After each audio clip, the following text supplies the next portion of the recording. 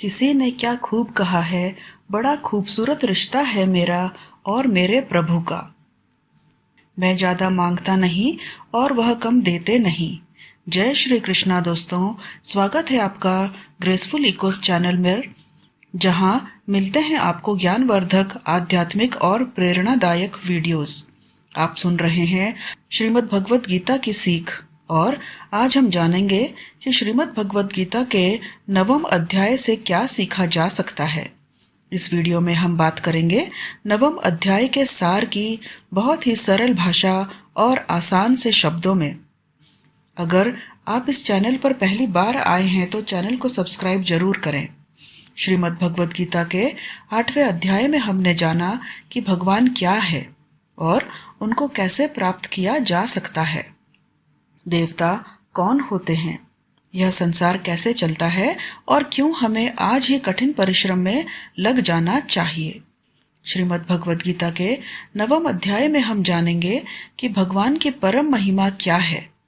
जब हम अलग अलग देवताओं की पूजा करते हैं तो उससे क्या होता है। क्या एक पापी भी भगवान की भक्ति कर सकता है? और मनुष्य जीवन का परम लक्ष्य क्या है? तो चलिए विस्तार से जानते हैं श्रीमद् भगवत गीता के 9वें अध्याय से मिलने वाली सीख और शिक्षाओं के बारे में। 7वें और 8वें अध्याय में भगवान श्री कृष्ण ने भक्ति को योग प्राप्त करने का सरल साधन और योग की उत्तम पद्धति बताया। 9वें अध्याय में उन्होंने अपनी परम महिमा का व्याख्यान किया है, जिससे विस्मय, श्रद्धा और भक्ति उत्पन्न होती है। वे यह बोध कराते हैं कि यद्यपि वे अर्जुन के सम्मुख साकार रूप में खड़े हैं, किंतु उन्हें मनुष्य के रूप में मानने की दुर्भावना धारण नहीं करनी चाहिए। वे स्पष्ट कहते हैं कि वे समस्त प्राकृतिक शक्तियों के अध्यक्ष हैं और सृष्टि सृजन के आरंभ में अनगिनत जीवों के जीवन रूपों को उत्पन्न करते हैं और प्रलय के समय वापस उन्हें अपने में लीन कर लेते हैं तथा सृष्टि के अगले चक्र में उन्हें पुनः प्रकट करते हैं। जिस प्रकार से शक्तिशाली वायु सभी स्थानों पर प्रवाहित होती है और सदैव आकाश में स्थित रहती है, उसी प्रकार से सभी जीव भगवान में निवास करते हैं। फिर भी वे अपनी योग माया शक्ति द्वारा तटस्थ पर्यवेक्षक बने रहकर इन सभी गतिविधियों से विलग और विरक्त रहते हैं। केवल भगवान ही आराधना का एकमात्र लक्ष्य है। इसे स्पष्ट करते हुए भगवान श्री कृष्ण विभिन्न प्रकार के हिंदू देवी देवताओं की पूजा के मिथ्या भ्रम का समाधान करते हैं। भगवान सभी प्राणियों के लक्ष्य, सहायक, शरणदाता और सच्चे मित्र हैं। श्री कृष्ण दृढ़तापूर्वक कहते हैं कि वे ना तो किसी का पक्ष लेते हैं और ना ही किसी की उपेक्षा करते हैं। वे सभी प्राणियों के प्रति निष्पक्ष रहते हैं। यहाँ तक कि अधम पापी भी यदि उनके शरण में आते हैं तब भी वे प्रसन्नता से उनको अपनाते हैं और उन्हें शीघ्र सद्गुणी बनाकर पवित्र कर देते हैं। वे वचन देते हैं कि उनके भक्त का कभी पतन नहीं हो सकता। अपने भक्तों के हृदय में आसीन होकर वे उनके अभावों की पूर्ति करते हैं और जो पहले से उनके स्वामित्व में होता है वे उसकी रक्षा करते हैं। इसलिए हमें सदैव उनका ही चिंतन और आराधना करनी चाहिए तथा मन और शरीर को पूर्णतया उनके प्रति समर्पित कर उन्हें अपना परम लक्ष्य बनाना चाहिए। 9वें अध्याय के प्रथम श्लोक में भगवान श्री कृष्ण कहते हैं कि हे अर्जुन, क्योंकि तुम मुझसे ईर्ष्या नहीं करते, इसलिए मैं तुम्हें विज्ञान सहित परम गुह्य ज्ञान बताऊंगा, जिसे जानकर तुम भौतिक जगत के कष्टों से मुक्त हो जाओगे।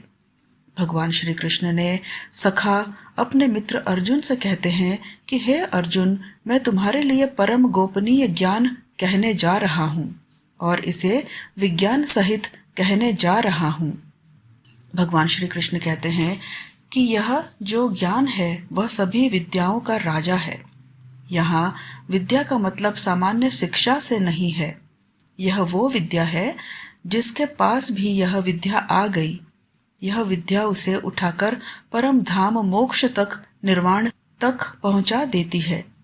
अगर आप कभी रिद्धि सिद्धियों में उलझ जाते हैं तो साफ है कि अविद्या जो है वह सफल हो गई, क्योंकि भगवान श्री कृष्ण कहते हैं कि एक बार अगर इस रास्ते पर चल दिए तो बीच में रिद्धि सिद्धियां भी मिलेंगी, लेकिन उनमें भटकना या अटकना नहीं है। हमें वहां तक पहुंचना है जो हमारी मंजिल है, जो आखिरी छोर है, जिसे परम धाम मोक्ष कहा जाता है। भगवान श्री कृष्ण कहते हैं कि मुझ अव्यक्त स्वरूप में यह सारा जगत व्याप्त है, यानी कि मैं जिस स्वरूप में स्थित हूँ वह सर्वत्र है। सारे प्राणी मुझ में स्थान पाए हैं, किंतु मैं उनमें स्थित नहीं हूँ। वे मनुष्य जो मुझ में श्रद्धा नहीं रखते, वे इस संसार में बार बार दुख भोगने के लिए आते रहते हैं और यहाँ से जाते रहते हैं। मैं ही इस संसार को बार बार बनाता हूँ और मिटाता भी हूँ। हे कुंती पुत्र, एक कल्प के अंत में सभी प्राणी मेरी आदि प्राकृत शक्ति में विलीन हो जाते हैं और अगली सृष्टि के आरंभ में मैं उन्हें पुनः प्रकट कर देता हूँ। प्राकृत शक्ति का अध्यक्ष होने के कारण मैं बारंबार असंख्य योनियों के जीवों को उनकी प्रकृति के प्रभाव के अनुसार पुनः पुनः उत्पन्न करता हूँ।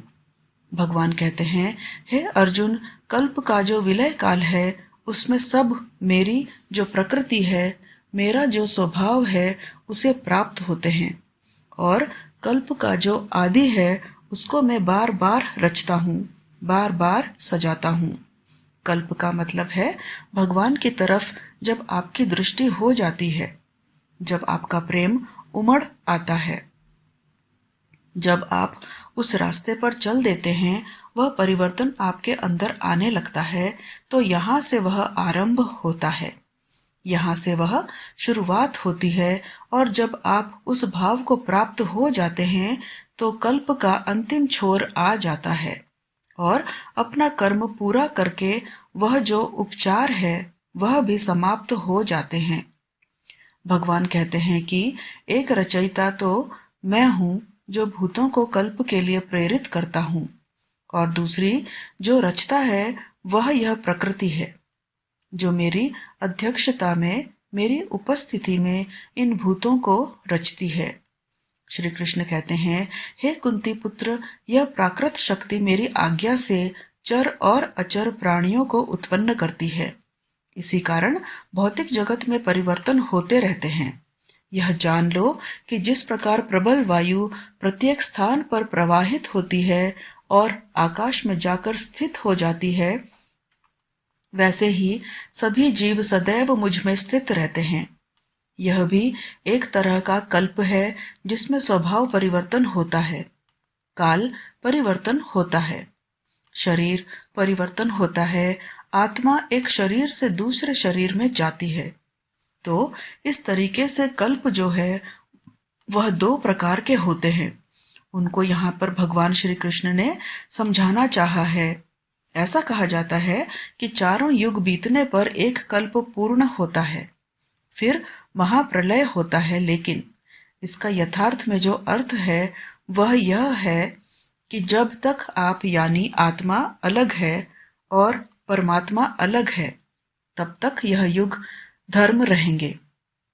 इसी के बारे में गोस्वामी तुलसीदास जी ने भी रामचरित्र मानस में कहा है कि चारों युगों का मतलब है कि चार स्तर है ध्यान के, जिसमें आप निम्न स्तर से शुरू कर फिर आप ऊपर की तरफ बढ़ते हैं और फिर आप पराकाष्ठा जो है वहां तक पहुंच जाते हैं। फिर आप अंतिम स्तर पर अर्थात उस परम धाम मोक्ष तक पहुंच जाते हैं। इस प्रकार आत्मा और परमात्मा एक हो जाते हैं और आत्मा का परमात्मा में विलय हो जाता है। कृष्ण कहते हैं, मैं ही मनुष्यों को उनके कर्मों के अनुसार फल देता हूँ, पुनर्जन्म देता हूँ, लेकिन मुझे मेरे कर्म का बिल्कुल भी मोह और अहंकार नहीं है। मैं यह कर्म करते हुए भी इस कर्म के बंधन में नहीं बंधता। सब कुछ करके भी मैं यह नहीं मानता कि मैं जो कुछ करता हूँ मेरी माया के जाल में फंसने वाले और मुझे नहीं समझने वाले मूर्ख लोग और बेकार की आशा और बेकार के कार्य करने वाले लोग हमेशा इसी संसार में फंसे रह जाते हैं। आगे भगवान श्री कृष्ण कहते हैं कि बहुत सारे लोग मुझे समझ नहीं पाते हैं, मेरे रूप को समझ नहीं पाते हैं। मिह है ना कि जा की नाहई भावना, जसी प्रभु मूर्ति देखी तिन तैसी इसी। बात का प्रतिपादन इससे भी होता है कि भगवान श्री कृष्ण के युग में भी, उस दौर में भी बहुत से लोगों ने उनके यथार्थ स्वरूप को समझा ही नहीं।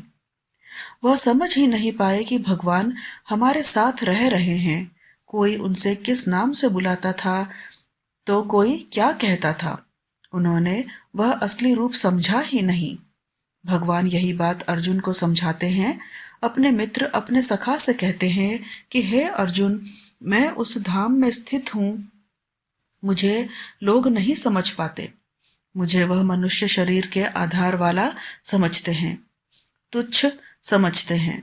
मैं उस महान ईश्वर रूप में स्थित हूँ, लेकिन शरीरधारी हूँ, इसलिए यह लोग मुझे नहीं समझ पाते, मुझे मनुष्य कहते हैं। और उनका दोष भी नहीं, क्योंकि जब वह देखते हैं तो उन्हें यह शरीर दिखाई पड़ता है।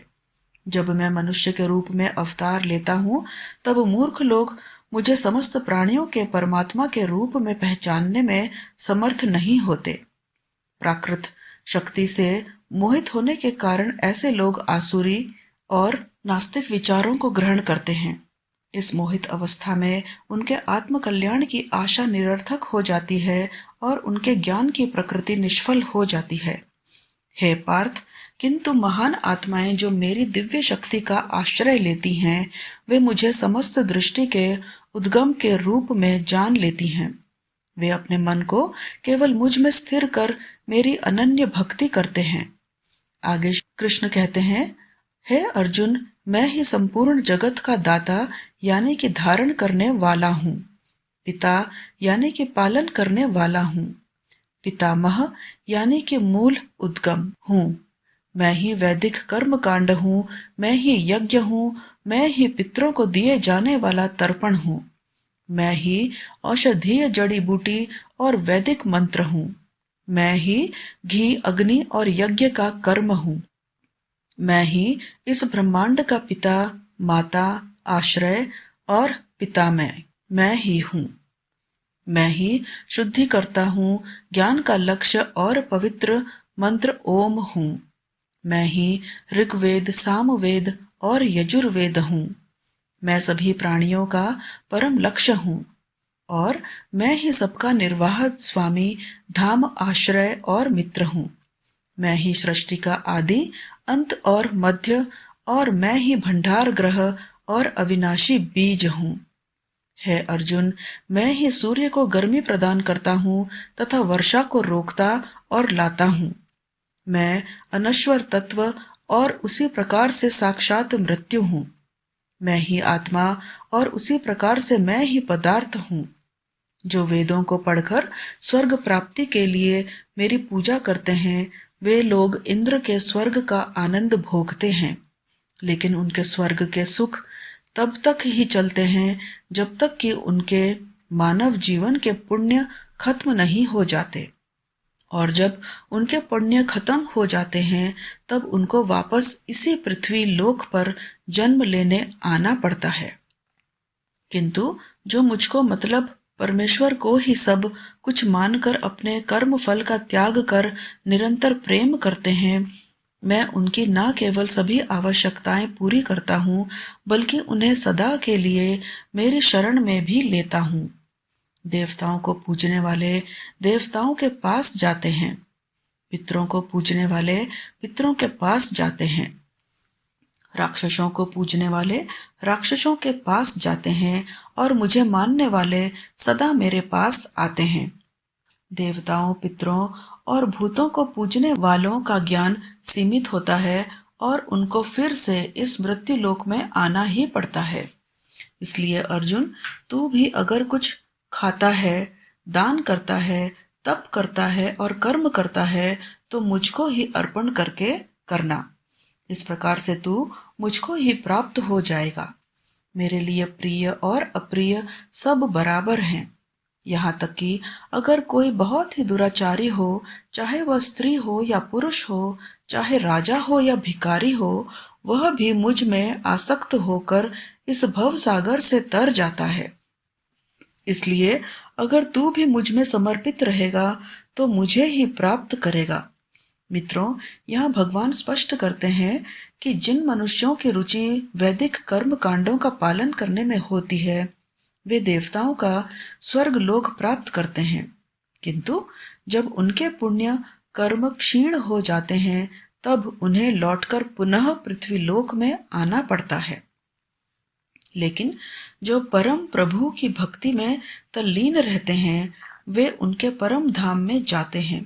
इसलिए श्री कृष्ण उनके प्रति की जाने वाली विशुद्ध भक्ति को सर्वोत्तम बताते हुए उसकी प्रशंसा करते हैं।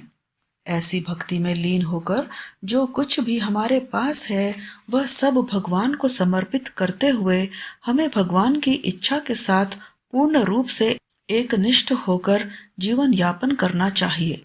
ऐसी शुद्ध भक्ति पाकर हम कर्म के बंधनों से मुक्त रहेंगे और भगवान से गण संबंध स्थापित करने के लक्ष्य को पा सकेंगे। दोस्तों, जैसा कि भगवान श्री कृष्ण ने कहा है कि जो जिसकी पूजा करता है, मैं उसको उसी से जोड़ देता हूँ, इस बात का बहुत गहरा अर्थ है।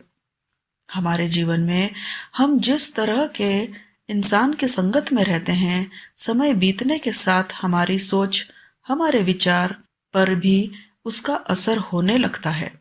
अगर हम नकारात्मक विचारों वाले लोगों के साथ रहते हैं तो हमारे विचार भी नकारात्मक होने लगते हैं। इसलिए नकारात्मक सोच वाले लोगों से दूर रहना चाहिए और जो लोग सकारात्मक रहते हैं, जिनका जिंदगी में कुछ करने का मकसद होता है, उनके साथ रहना चाहिए, उनका आदर करना चाहिए, क्योंकि आज भले ही वह कुछ हो या ना हो, लेकिन जैसा कि भगवान ने कहा है कि जैसी भावना वैसा नतीजा, तो उसी प्रकार से सही रास्ते पर चलने वाले एक दिन मंजिल तक पहुंच ही जाते हैं और अपने लक्ष्य को प्राप्त कर लेते हैं। मित्रों, मैं आशा करती हूँ कि आपने इस वीडियो से बहुत कुछ सीखा होगा। अगर आपने इस वीडियो से कुछ भी सीखा हो तो कमेंट में जय श्री राधे कृष्णा अवश्य लिखें और ऐसे ही ज्ञानवर्धक वीडियोस पाने के लिए ग्रेसफुल इकोस चैनल को सब्सक्राइब करें।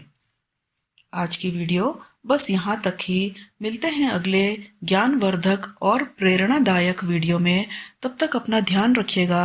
स्वस्थ रहें, मस्त रहें, हमेशा मुस्कुराते रहें। जय श्री कृष्णा। राधे राधे।